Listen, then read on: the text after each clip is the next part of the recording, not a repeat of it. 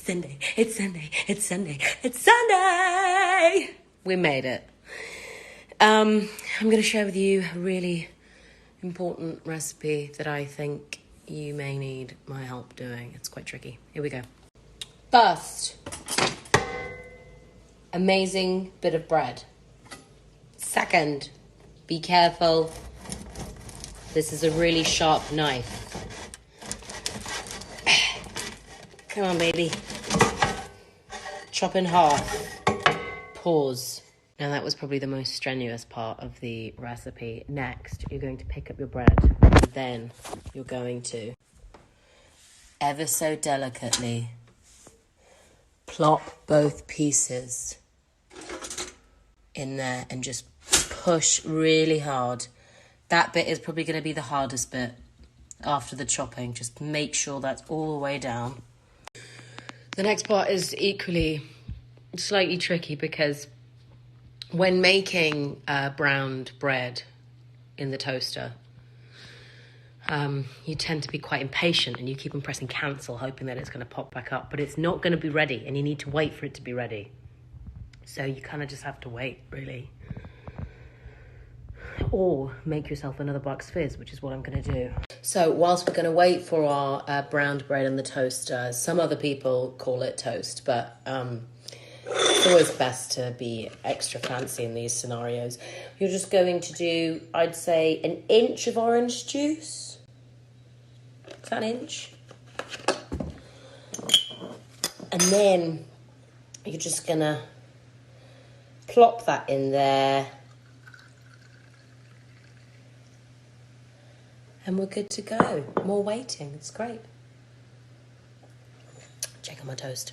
The crucial part of this recipe that I got taught very early on from my father is that there's no point in having a good piece of toast unless you've got good butter with it too.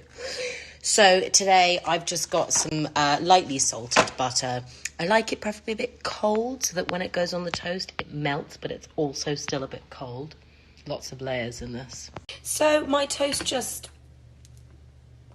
my browned bread in the toaster just popped. And I don't mind that. I mean, because it's sourdough, I think I should probably go with that. So my cold salted butter, I was already feeling fancy and I started slicing it.